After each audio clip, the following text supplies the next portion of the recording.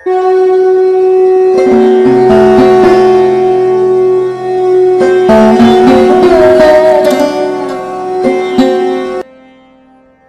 राधे। आज मैं अपनी वीडियो में आपको अनंत चतुर्दशी की व्रत कथा सुनाने जा रही हूँ। बंधुओं, अनंत चतुर्दशी भादो मास के शुक्ल पक्ष की चतुर्दशी तिथि को मनाई जाती है। इस दिन भगवान विष्णु की विशेष रूप से पूजा आराधना की जाती है। जो मनुष्य भी अनंत चतुर्दशी का व्रत करते हैं और व्रत कथा को सुनते हैं, भगवान विष्णु उनके सभी मनोरथ शीघ्र अतिशीघ्र पूर्ण कर देते हैं।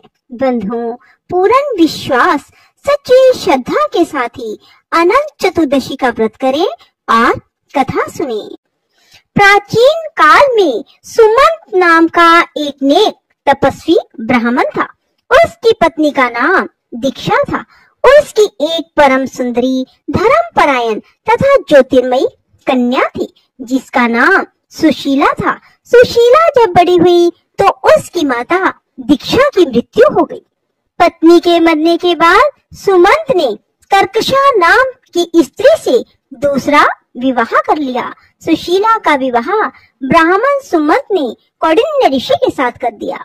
विदाई में कुछ देने की बात पर कर्कशा ने दामाद को कुछ ईंटें और पत्थरों के टुकड़े बांध कर दे दिए।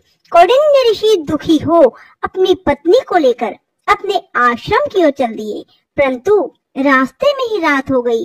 वे नदी पर संध्या करने लगे। सुशीला ने देखा वहां पर बहुत सी स्त्रियां सुंदर वस्त्र धारण कर किसी देवता की पूजा कर रही थी। सुशीला के पूछने पर उन्होंने विधि पूर्वक अनंत व्रत की महत्ता बताई। सुशीला ने वही उस व्रत का अनुष्ठान किया और 14 गांठों वाला डोरा हाथों में बांधकर ऋषि कौंडिन्य के पास आ गई। कौंडिन्य ने सुशीला से डोरे के बारे में पूछा तो उसने सारी बात बता दी। उन्होंने डोरे को तोड़कर अग्नि में डाल दिया। इससे भगवान अनंत जी का अपमान हुआ। परिणामतः ऋषि कौंडिन्य दुखी रहने लगे। उनकी सारी संपत्ति नष्ट हो गई। इस दरिद्रता का उन्होंने अपनी पत्नी से कारण पूछा तो सुशीला ने अनंत भगवान का डोरा जलाने की बात कही। इसके बाद पश्चाताप करते हुए ऋषि कौंडिन्य अनंत डोरे की प्राप्ति के लिए वन में चले गए। वन में कई दिनों तक भटकते भटकते निराश होकर एक दिन भूमि पर गिर पड़े। तब अनंत भगवान प्रकट होकर बोले, हे कौंडिन्य, तुमने मेरा तिरस्कार किया था, उसी से तुम्हें इतना कष्ट भोगना पड़ा। तुम दुखी हुए, अब तुमने पश्चाताप किया है। मैं तुमसे प्रसन्न हूँ। अब तुम घर जाकर विधि पूर्वक अनंत व्रत करो। 14 वर्ष पर्यंत व्रत करने से तुम्हारा दुख दूर हो जाएगा। तुम धन धान्य से संपन्न हो जाओगे।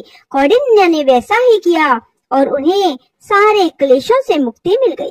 श्री कृष्ण की आज्ञा से युधिष्ठिर ने भी अनंत भगवान का व्रत किया, जिसके प्रभाव से पांडव महाभारत के युद्ध में विजयी हुए और चिरकाल तक राज्य करते रहे। एक अन्य व्रत कथा। एक बार महाराज युधिष्ठिर ने राजस्व यज्ञ किया। उस समय यज्ञ मंडप का निर्माण सुंदर तो था ही, अद्भुत भी था। वह यज्ञ मंडप इतना मनोरम था कि जल व थल की भिन्नता प्रतीत ही नहीं होती थी। जल में स्थल तथा स्थल में जल की भांति प्रतीत होती थी। बहुत सावधानी करने पर भी बहुत से व्यक्ति उस अद्भुत मंडप में धोखा खा चुके थे। एक बार कहीं से टहलते टहलते दुर्योधन भी उस यज्ञ मंडप में आ गया और एक तालाब को स्थल समझकर उसमें गिर गया। द्रौपदी ने यह देखकर अंधों की संतान अंधी कहकर उनका उपहास किया। इससे दुर्योधन चिढ़ गया। यह बात उसके हृदय में बाण के समान लगी। उसके मन में द्वेष उत्पन्न हो गया और उसने पांडवों से बदला लेने की ठान ली। उसके मस्तिष्क में उस अपमान का बदला लेने के लिए विचार उपजने लगे।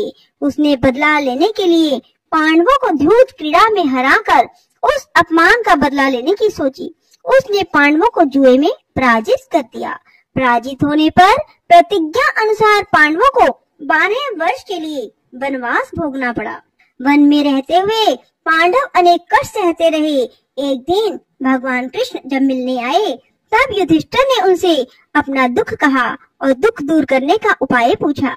तब श्री कृष्ण ने कहा, हे युधिष्ठिर, तुम विधि पूर्वक अनंत भगवान का व्रत करो, इससे तुम्हारा सारा संकट दूर हो जाएगा और तुम्हारा खोया हुआ राज्य उन्हें प्राप्त हो जाएगा।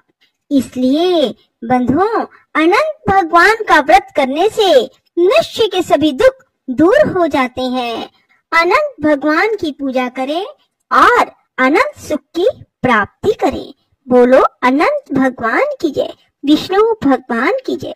राधे राधे, जय श्री कृष्णा। बंधुओं, यदि आपको हमारी वीडियो पसंद आए तो इसे लाइक करने के साथ साथ शेयर अवश्य करना। धन्यवाद।